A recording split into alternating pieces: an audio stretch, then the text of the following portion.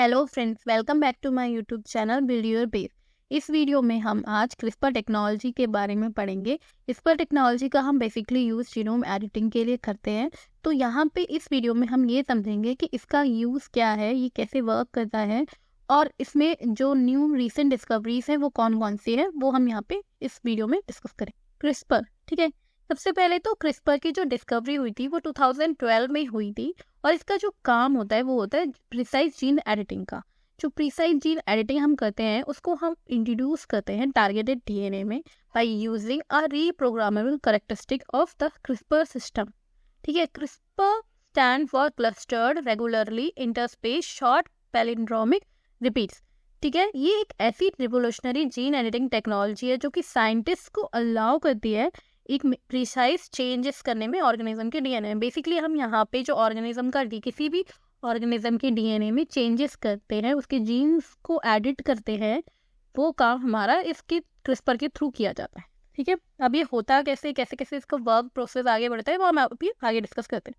CRISPR 2012 में discover हुआ था, तब से लेके करंट टाइम तक क्रिस्पर पर बहुत सारी स्टडीज कंडक्ट हुई। ये जो क्रिस्पर है ना, ये बेसिकली ऑब्टेन हुआ था फ्रॉम द बैक्टीरियन आर्किया। इसकी जो प्रोसेस है ये बेस्ड ऑन है जो बैक्टीरिया की नेचुरल अकरिंग प्रोसेस होती है डिफेंड करने की अपने आप को अगेंस्ट वायरस, उस पर बेस्ड ये थ्योरी और उस पर बेस्ड ये सिस्टम ऑब्टेन हुआ था। ठीक है। तो जो क्रिस्पर सिस्टम है इसमें दो मेन कंपोनेंट यूज होते हैं। एक होता है Cas9 प्रोटीन जो कि एक सीजर की तरह वर्क करता है, मॉलिक्यूलर सीजर की तरह, जिसका काम क्या होता है डीएनए को कट करना और फ्रेगमेंट करना। वही हमारा जो सेकंड कंपोनेंट है, मेन कंपोनेंट, वो है शॉर्ट आरएनए मॉलिक्यूल, जिसका जो मेन बेसिक वर्क होता है कि जो Cas9 है, Cas9 प्रोटीन है, उसको गाइड करना और उसे एक स्पेसिफिक लोकेशन तक ले जाना जीनोम की जहाँ पे हम एडिट करना चाहते हैं। ठीक है। यानी कि जो भी डिजायर्ड एडिट है वो वहाँ पोजीशन तक ले जाने का काम होता है आरएनए मॉलिक्यूल का। हाउ इट वर्क, साइंटिस्ट क्या करते हैं, क्रिस्पर के थ्रू या बेसिकली क्रिस्पर का यूज करके जीन एडिटिंग कर सकते हैं। ठीक है। डीएनए सीक्वेंस की, तो वो या तो जो डीएनए सीक्वेंस है उसमें एडिट करके जो एडिट करते हैं बाय रिमूविंग, कोई सीक्वेंस को रिमूव कर दिया या कोई सीक्वेंस ऐड कर दिया या कोई सीक्वेंस में अल्टर कर दिया, तो उसके थ्रू इसमें जीन एडिटिंग इस तरीके से होती है। लाइक सपोज अगर आपको कोई पर्टिकुलर ट्रेट चाहिए तो आप उसमें वो पर्टिकुलर ट्रेट के जीन ऐड कर सकते हो, या आपको कोई पर्टिकुलर ट्रेट नहीं चाहिए तो आप उस पर्टिकुलर ट्रेट से रिलेटेड जो जीन है उसे रिमूव कर सकते हो। वो सारे काम हम इस क्रिस्पर के थ्रू कर सकते हैं। ठीक है। इस जो जीन एडिटिंग होती है क्रिस्पर के थ्रू, हम उसके थ्रू अपने डिजायरेबल ट्रेट्स को एंटर करा सकते हैं, डिजायरेबल ट्रेट को रिमूव करा सकते हैं। वो सारा काम हमारे क्रिस्पर के थ्रू होता है। एप्लीकेशन इन मेडिसिन, ठीक है। मेडिसिन में क्या है कि हम जो क्रिस्पर का यूज़ करते हैं वो करते हैं किसी जेनेटिक डिजीज़ को ट्रीट करने के लिए या फिर बेसिक स्टडीज रिसर्च के लिए कि हम जीन फंक्शन को स्टडी कर सके, उससे रिलेटेड हम डिजीज़ के लिए मेडिसिन प्रिपेयर कर सकें या उसमें किस तरीके से चेंजेस किए जा सकते हैं उसके जीन फंक्शन को, वो हम यहाँ पे स्टडी। इसके कई सारे एग्रीकल्चर एडवांसमेंट भी है। ठीक है। एडवांसमेंट लाइक जैसे कि आप ऐसी कोई क्रॉप क्रिएट कर सकते हो जो आपको चाहिए, लाइक आप उसके हाई यील्डिंग क्रॉप क्रिएट कर सकते हो, आप उसमें डिजीज रेजिस्टेंट क्रॉप क्रिएट कर सकते हो। इस तरह के कई सारे एडवांसमेंट होते हैं। ये भी हम अभी थोड़ा सा आगे डिटेल में डिस्कस करते हैं। ठीक है। थर्ड है एथिकल कंसर्न। देखो, अब जब कोई भी साइंस का एक्सपेरिमेंट है या साइंस की ऐसी जीन एडिटिंग हो रही है, बेसिकली आप एक चेंजेस कर रहे हो जो नेचुरल प्रोडक्ट है या नेचुरल पर्स ऑर्गेनिज्म है उसमें आप चेंजेस कर रहे हो, तो ऑब्वियसली उसमें एथिकल कंसर्न्स तो आएंगे ही आएंगे। यहाँ पे जो एथिकल कंसर्न रेज होता है वो होता है सेफ्टी कंसर्न और particularly regarding the misuse, potential misuse और इन अनइंटेंडेड कॉन्सिक्वेंसेस। लाइक सपोज आपने सोचा कि आपने कोई सीक्वेंस या कोई डीएनए ऑर्गेनिज्म के डीएनए सीक्वेंस को अल्टर किया। अब उससे क्या होता है कि जो आप जो डिजायरेबल ट्रेट आप जो चाहते थे वो तो नहीं हुआ, बट समहाउ उससे कोई इश्यूज आ गया, उससे कोई प्रॉब्लम क्रिएट हो गई, तो वो हमारा अनइंटेंडेड कॉन्सिक्वेंसेस होता है। ठीक है। तो वो हो सकता है। और अब लाइक अगर आप ह्यूमंस की बात करो तो अगर ह्यूमंस की अगर आप जीन्स को एडिट कर सकते हो ऑर्गेनिज्म के, तो लोग प्रेफर करेंगे कि जो बेबीज हैं उनमें पर्टिकुलरली उनके डिजायरेबल ट्रेट्स हो, लाइक वो जैसे ट्रेट्स चाहते हैं उस तरह के ट्रेट्स करें, तो ये एक एथिकल कंसर्न रेज करने का काम करता है। ठीक है, इनोवेशन एंड चैलेंजेस। अगर हम यहाँ पे इनोवेशन पढ़ें तो सबसे पहले आता है प्रिसाइज जीन एडिटिंग। इस पर क्या करता है, ये अलाउ करता है precise modification to the genome. Genome की जो मॉडिफिकेशन है उसको अलाउ करता है, बाय एनेबलिंग साइंटिस्ट को अलाउ करता है स्पेसिफिक जीन को एडिट करने के लिए विद प्रिसाइज एक्यूरेसी। ठीक है, इससे क्या होता है कि ये हेल्प करता है treating genetic disorders by correcting, और जो म्यूटेशन है ना उनको माइटिगेटिंग करते हैं, यानी कम करने के लिए जैसे डिजीज कॉजिंग जो म्यूटेशन है उन्हें रिड्यूस किया जा सकता है प्रिसाइज जीन एडिटिंग के थ्रू। ठीक है, फिर biomedical research advancement. Biomedical research advances में क्या होता है कि जो क्रिस्पर है ये क्या करता है, ये फैसिलिटेट करता है the study of gene function and disease mechanism by enabling target modification in cell and model organism. मतलब जो हमारे जो क्या कहते हैं टारगेट मॉडिफिकेशन करके सेल्स पे हम जीन फंक्शन और डिजीज मैकेनिज्म को स्टडी कर सकते हैं। ठीक है, एग्रीकल्चर इनोवेशन की अगर हम बात करें तो क्या होता है कि हम ऐसी क्रॉप प्रोड्यूस कर सकते हैं या इंजीनियर कर सकते हैं ऐसी क्रॉप को जो कि इम्प्रूव ट्रेट्स हो, उसमें डिजीज रेजिस्टेंट हो, इंक्रीजिंग ईल्ड हो। मतलब हम चाहते हैं कि जो उसकी ईल्ड है वो बहुत ज़्यादा इंक्रीज हो जाए और उसमें जो न्यूट्रिशनल कंटेंट है वो भी हमारा इन्हेंस हो जाए। ठीक है, बेसिकली जैसे जेनेटिक मॉडिफाइड ऑर्गेनिज्म होते हैं ना, उस तरह का वर्क भी इस मेथड के थ्रू किया जा सकता है। ठीक है, इसमें मतलब ये भी उसी तरह की टेक्निक प्रोवाइड करता है कि फूड सिक्योरिटी एंड चैलेंजेस जो भी होते हैं ना उनको एनवायरमेंट इम्पैक्ट, जो एग्रीकल्चर एनवायरमेंट इम्पैक्ट है उसे रिड्यूस कर सकते। ठीक है, नेक्स्ट है therapeutic potential in treating disease. Therapeutic potential की अगर हम बात करें, देखो क्रिस्पर क्या करता है कि ये जो क्रिस्पर बेस्ड थेरेपीज होती है ना, जैसे कि treating wide range of disease including जैसे जेनेटिक आपके डिसऑर्डर्स हो गए, कैंसर, इन्फेक्शन डिजीज, ये सारी चीज़ें हमारे इसके अंदर आती हैं। ठीक है, ऐसे कई सारे क्लिनिकल ट्रायल्स अभी भी चल रहे हैं। मतलब अभी ऐसा नहीं है कि ये पूरा प्रॉपर फंक्शन उस तरीके से करने लगा है, बट स्टिल स्टडीज चल रही है, कंटिन्यू हो रही है कि इस तरह के हम और एडवांसमेंट इसमें कर सकेंगे। ठीक है, अब बात आती है चैलेंजेस की। इस टेक्निक में क्या क्या चैलेंजेस होते हैं। सबसे पहले आता है ऑफ टारगेट इफेक्ट। ठीक है, मतलब क्या होता है जब क्रिस्पर एडिटिंग हो रही है होती है तो समटाइम्स क्या होता है कि जो आप पर्टिकुलर जीनोम या जो भी आपका डीएनए का पर्टिकुलर सीक्वेंस है जिसको आपको एडिट करना है, बट उसकी जगह कोई और, यानी कि जो अनइंटेंडेड चेंजेस हो जाते हैं, मतलब आपको जो करना चाहते थे उसकी जगह कोई किसी और सीक्वेंस या कोई और पार्ट पे एडिटिंग हो जाती है, तो उसको हम बोलते हैं ऑफ टारगेट इफेक्ट। मतलब वो हमारा टारगेट नहीं था बट स्टिल वहाँ पे ये अनइंटेंडेड क्या कहते हैं चेंजेस हो गए डीएनए के सीक्वेंस में। ठीक है, मतलब अब जो मेन काम होता है ना कि इस अनइंटेंडेड चेंजेस यानी कि जो ऑफ टारगेट इफेक्ट है इसको कम करने की कोशिश है और इस पर स्टडीज चल रही है अभी भी। ठीक है, एंड देन है एथिकल कंसर्न। ऑब्वियसली बात है, जैसा मैंने आपको पहले बताया पीछे कि एथिकल कंसर्न अगर आप ह्यूमंस की बात करते हो तो ह्यूमंस में अगर आप मान लो सपोज कोई जीन को चेंज कर सकते हो तो लोग प्रेफर करेंगे कि जब न्यू बेबीज बॉर्न होती हैं तो लोग प्रेफर करेंगे कि ऐसे बेबीज बॉर्न हो जिनमें पर्टिकुलर ट्रेट जैसी वो ट्रेट चाहते उस तरह की ट्रेट वो उनमें इंड्यूस कर सके। तो ये एक तरीके से एथिकल कंसर्न बन जाता है। क्यों, अगर आप एग्रीकल्चर एडवांसमेंट हेल्थ बेनिफिट्स की देखेंगे तो ये इनोवेशन है, लेकिन अगर आप उसका मिसयूज करना शुरू कर देंगे तो that is create a ethical concern. ठीक है, नेक्स्ट है डिलीवरी चैलेंजेस। डिलीवरिंग चैलेंजेस मतलब क्या होता है, जो क्रिस्पर कंपोनेंट होते हैं ना इनटू अ टारगेट सेल और जो भी हमारा टिश्यूज होता है उसमें एक सिग्निफिकेंट हर्डल होता है। बेसिकली क्या है कि आप जो चाहते हो वो जैसा आप चाह रहे हो कि हमारा एक्सपेरिमेंट हो उस तरीके का हमें रिजल्ट मिले, वो मिलता है या नहीं, वो थोड़ा सा इसमें चैलेंजेस क्रिएट करता है। ठीक है, ये क्या कहते हैं, ये मेथड एफिशिएंट है बट उसमें सेफ डिलीवरी हो ये इम्पॉर्टेंट है। ठीक है, इसका पोटेंशियल जो इस पर बेस्ड थेरेपीज है उसका पोटेंशियल इम्पॉर्टेंट है। लाइक अगर आप चाहते हो कि इस डिजीज़ का कोई एक पर्टिकुलर डिजीज़ है जिसका ट्रीटमेंट हो पाए, तो वो करने के लिए आपको एक प्रिसाइज प्लान करना होगा, प्रिसाइज सीक्वेंस सर्च करना होगा। तो ये सारी चीज़ें सब कुछ करना, मतलब स्टार्ट से लेके एंड रिजल्ट तक रिजल्ट लेने तक के लिए जो आपको चैलेंजेस मिलेंगे वो हमारी डिलीवरी चैलेंजेस के अंदर आ जाएंगे।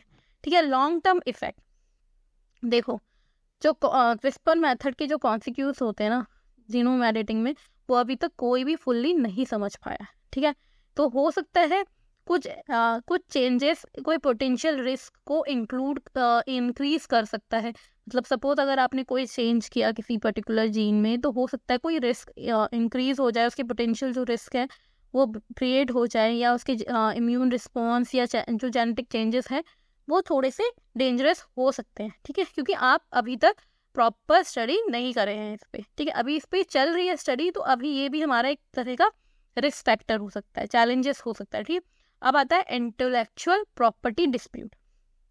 क्रिस्पर क्या है? ये एक क्रिस्पर टेक्नोलॉजी बेसिकली या सब्जेक्ट है इंटेंस पेटेंट डिस्प्यूट का। पर्टिकुलरली अगर आप इसके कॉमर्शियल एप्लीकेशंस के बारे में देखेंगे ना, तो क्या कहते हैं, इसमें बहुत सारी ऐसी चीज़ें हैं, बहुत सारे इनोवेशंस एंड कोलाब्रेशंस हैं रिसर्च इंडस्ट्रीज की, जो कि एक इंटेलेक्चुअल प्रॉपर्टी डिस्प्यूट क्रिएट करता है। ठीक है,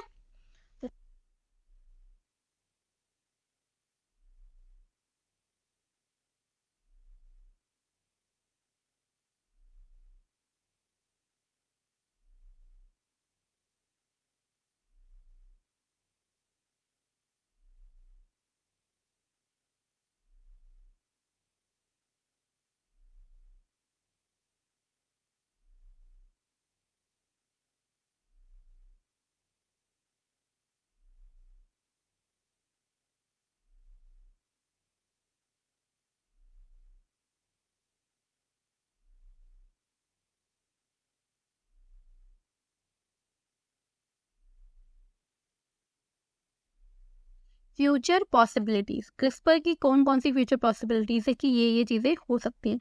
लाइक डिजीज ट्रीटमेंट हम कर सकते हैं, जैसे हाईली टारगेटेड ट्रीटमेंट होता है जेनेटिक डिसऑर्डर्स के लिए, लाइक कैंसर या इन्फेक्शियस डिजीज, उसका ट्रीटमेंट किया जा सकता है। पर्सनलाइज मेडिसिन यानी कि हम क्या कर सकते हैं कि जो क्रिस्पर क्रिस्पर थेरेपीज होती हैं उन्हें कस्टमाइज किया जा सकता है किसी इंडिविजुअल पर्सन के अकॉर्डिंग, मतलब उसके ट्रीटमेंट को इम्प्रूव करने के लिए, और जो साइड इफेक्ट है उसे रिड्यूस करने के लिए हम इसका यूज़ कर सकते हैं फ्यूचर में। एग्रीकल्चर एडवांसमेंट में हम क्रिस्पर के थ्रू क्रॉप को इम्प्रूव कर सकते हैं, उसकी ट्रेड को इम्प्रूव कर सकते हैं, ड्रॉट रेजिस्टेंट क्रॉप प्रोड्यूस कर सकते हैं, इन्हेंस कर सकते हैं न्यूट्रिशनल कंटेंट को, और क्या कहते हैं, उसकी जो ईल्ड है उसे इंक्रीज किया जा सकता है। कंजर्वेशन एफर्ट्स, कंजर्वेशन क्या है? ऐसी जो क्रॉप या ऐसे कोई जीनोम है जो ऑलरेडी इंडेंजर्ड स्पीशीज हो गई है ना, लाइक नियरली एक्सटेंट होने वाले हैं या ऑलमोस्ट एक्सटेंट है, उनको हम यहाँ पे कंजर्व करने का काम कर सकते हैं। उन्हें इस तरीके से इम्प्रूव कर सकते हैं कि वो जो भी हमारा चेंजिंग एनवायरनमेंट है उसके लिए अडेप्टेबल हो जाए। ठीक है, उनमें ऐसी एबिलिटी आ जाए कि वो इसके अकॉर्डिंग अडेप्ट हो जाए। ठीक है, नेक्स्ट है बायोटेक्नोलॉजी एप्लीकेशन। बायोटेक्नोलॉजी एप्लीकेशन से लाइक क्रिस्पर टेक्नोलॉजी है, ये क्या कर सकता है कि रिवोल्यूशनराइज वेरियस बायोटेक्नोलॉजी प्रोसेस को इंक्रीज कर सकता है। लाइक जैसे बायोफ्यूल प्रोडक्शन इंक्रीज हो सकता है, एनवायरमेंटल रेमिडिएशन एंड इंडस्ट्रियल बायोमैन्युफैक्चरिंग, ये सब चीज़ें यहाँ पे यूज़ हो सकती हैं। ठीक है, डिजीज प्रिवेंशन के लिए भी हम इसका यूज़ करते हैं। क्रिस्पर बेस्ड स्ट्रैटेजीज हैं वो हेल्प कर सकती है prevent transmission of infection disease. जैसे इन्फेक्शन डिजीज होती है उनका जो ट्रांसमिशन है उसे रोका जा सकता है, लाइक एडिट करके जो उसका डिजीज वेक्टर है जीनोम का, मतलब जो जीनोम का डिजीज वेक्टर है उसको हम एडिट कर सकते हैं, लाइक जैसे मॉस्किटोज में या फिर ऐसे अदर जिनसे डिजीज स्प्रेड होती है उनको हम रिड्यूस कर सकते हैं, उनकी स्प्रेडिंग पैथोजन को। ठीक है, रीजनरेटिव मेडिसिन मतलब कई बार होता है ना कि बॉडी के कोई ऑर्गेनिज्म है जो डैमेज हो जाए या उन पे कुछ प्रॉब्लम आ जाए, तो वो उनको रीग्रो करना के लिए हम इसका यूज़ कर सकते हैं। कुछ ऐसे जीन एडिट कर सकते हैं कि जो रीजनरेशन प्रॉपर्टीज़ है वो आ जाए। लाइक अगर कोई ऑर्गेनिज्म या टिश्यू है उसे रीजनरेट करना हो डैमेज ऑर्गन और डैमेज टिश्यूज़ को, तो उसकी मेडिसिन के लिए भी ये यूज़ हो सकता है। सिंथेटिक बायोलॉजी, क्रिस्पर टूल क्या है? सिंथेटिक बायोलॉजी में भी यूज़ हो सकता है कि जो नॉवल बायोलॉजिकल सिस्टम है उनको इंजीनियर करने में या ऑर्गेनिज्म के कस्टमाइज फंक्शन के लिए यूज़ किया जा सकता है, ठीक है। और स्पेस एक्सप्लोरेशन में भी किया जा सकता है। स्पेस एक्सप्लोरेशन में इज़ लाइक कि जब हम क्रिस्पर टेक्नोलॉजी का जो इसमें क्या रोल है ना, मैं बताती हूँ कि जेनेटिक मॉडिफिकेशन कर सकते हैं हम ऑर्गेनिज्म का इस तरीके से कि कोई भी पर्सन जो स्पेस में है वो लॉन्ग ड्यूरेशन वहाँ पे रह सके, ठीक है। एथिकल कंसंट्रेशन सेम ही है जो मैंने ऑलरेडी बताया कि ये कुछ कुछ ऐसे एथिकल कंसर्न्स होते हैं कि अगर आप मिसयूज़ कर रहे हो या अनइंटेंडेड जो भी कॉन्सिक्वेंस है वो सारे इसमें आते हैं, ठीक है। रीसेंट डिस्कवरीज, ठीक है। क्रिस्पर की कई सारी डिस्कवरीज हुई हैं, CRISPR based therapies, CRISPR related other जो भी डिस्कवरीज हुई हैं उसमें से कुछ रीसेंट डिस्कवरीज मैंने यहाँ पे आपको बताई है। अब यहाँ पे एक 2023 में एक डिस्कवरी हुई थी जो कि क्रिस्पर बेस्ड थेरेपी है, उसका डेवलपमेंट हुआ था। बेसिकली ये HIV की ट्रीटमेंट के लिए यूज़ किया जाता है। ये HIV का ट्रीटमेंट एक सिंगल डोज में, मतलब बेसिकली जो ये HIV डिजीज़ है उसे एक सिंगल डोज से ट्रीट करने का काम करती है, ठीक है। इससे FDA ने ग्रांट किया, जो इसका ग्रांट किया उसका जो फास्ट ट्रैक स्टेटस है एक्साइशन बायोस EBT 101 थेरेपी का HIV के अगेंस्ट, उसे FDA ने अप्रूव किया बेसिकली, ठीक है। और कुछ ऐसे साइंटिस्ट थे जिन्होंने एंटी क्रिस्पर फ्रैगमेंट्स हैं DNA के वो फाइंड किए जो कि हेल्प करते हैं फेज को एस्केप करने पे बैक्टीरियल डिफेंस के टाइम पे, ठीक है। वही क्रिस्पर Cas12 है और उसके कई सारे अदर वेरिएंट ऑर्थोलॉग्स है वो भी फाइंड किए गए, और वो कंपेयर टू अगर आप Cas9 के देखोगे तो वो बहुत ज़्यादा एडवांस है, उसकी जो प्रॉपर्टीज़ है वो सुपीरियर है और वो in vivo target gene editing में बेटर है कंपेयर टू Cas9, ठीक है, जिसे इजाबेल वेन बॉर्डन ने 2023 में रिपोर्ट किया था। वही अगर आप एंटी क्रिस्पर की बात करें, जैसे एंटी क्रिस्पर प्रोटीन्स की, तो ओवरऑल जो नंबर है वो 50 से भी ज़्यादा हैं। ये एक naturally inhabit various CRISPR Cas system है जो क्या करते हैं, जो DNA बाइंडिंग है उसे ब्लॉक करने का काम करते हैं, या फिर जो RNA लोडिंग है उसको ब्लॉक करते हैं, या DNA क्लेवेज को रोकते हैं, ठीक है। तो ये बेसिकली क्या है ना कि जो आपका जो टारगेट सेलेक्टिव थेरेपी है ना, इन्हेंसिंग है, उसको इन्हेंस करते हैं कि लाइक ऑफ टारगेट, जो ऑफ टारगेट इफेक्ट है ना, जो मैंने आपको बताया कि ऑफ टारगेट क्या होता है, तो कि लाइक आप सेलेक्टली जो सेलेक्टिव जीन को एडिट करना चाहते हो उस जीन को एडिट नहीं कर पाते, उसके बदला एक्स्ट्रा या अनइंटेंडेड सीक्वेंस एडिट हो जाता है, तो उसको हम क्या कहते हैं, ऑफ टारगेट वो बोलते हैं, और ऑफ टारगेट इफेक्ट बोलते हैं। तो वो भी यहाँ पे इन्हेंस हो जाता है कि वो भी उसके भी चांसेस बढ़ जाते हैं, ठीक है। यहाँ पर मैंने कुछ पुरानी डिस्कवरीज के बारे में बताया बट नॉट दैट ओल्ड, जैसे यहाँ पे 2018 से 2022 तक की जो भी डिस्कवरीज हुई है उनके बारे में मैंने यहाँ पे बता रखा है, ठीक है। सबसे पहले अगर हम देखते हैं जो रायन एट अल है, उन्होंने 2018 में एक केमिकल मॉडिफिकेशन के बारे में बताया, ठीक है। इन्होंने एक केमिकल बताया 2-O मिथाइल 3-फास्फोनो एसीटेट का अगर हम sgRNA में इनकॉर्पोरेट करेंगे तो वो क्या करेगा, वो हाई ऑन टारगेट परफॉर्मेंस को इंक्रीज कर देगा, बेसिकली इन्हेंस कर देगा, ठीक है।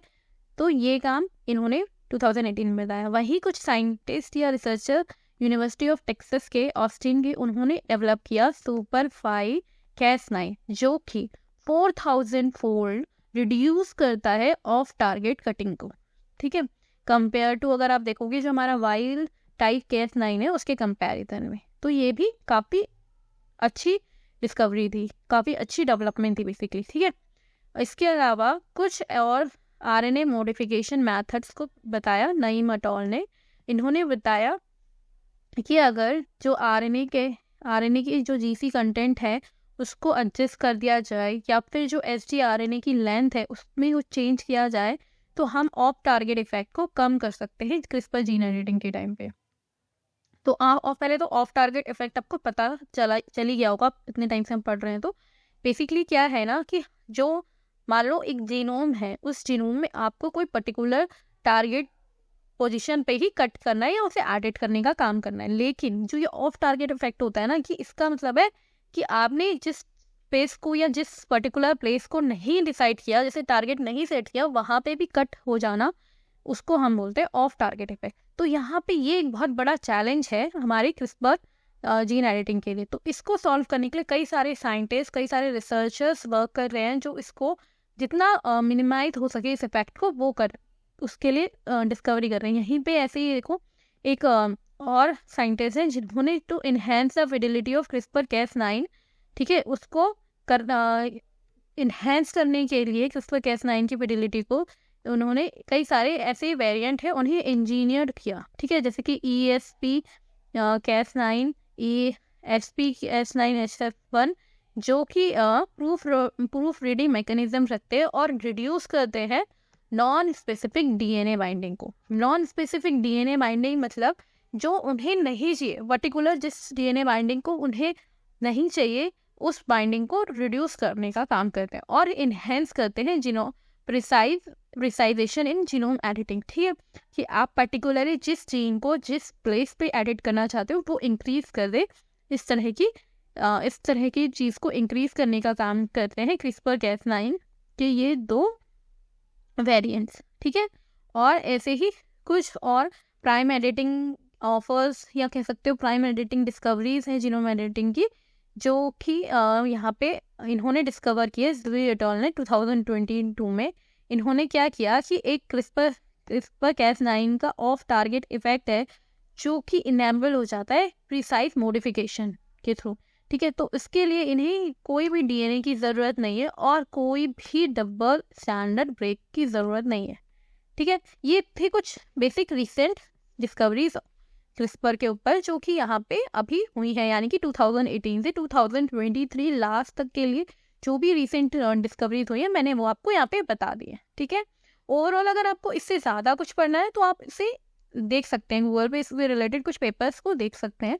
बट मैंने बेसिकली आपको यहाँ पे जो हमारा CRISPR से रिलेटेड उसके जो चैलेंजेस को सॉल्व करने के लिए जो वर्क हुआ है वो यहाँ पे मैंने आपको ऑलरेडी बता दिया, ठीक। ओके गाइज, आज के लिए बस इतना ही। आई होप आपको ये वीडियो इन्फॉर्मेटिव लगी हो, और अगर आपको ये वीडियो पसंद आई है और इन्फॉर्मेटिव लगी है तो प्लीज़ वीडियो को लाइक शेयर करना ना भूलें, और अगर आप मेरे चैनल पर नए हैं तो चैनल को सब्सक्राइब ज़रूर करें। Thank you guys.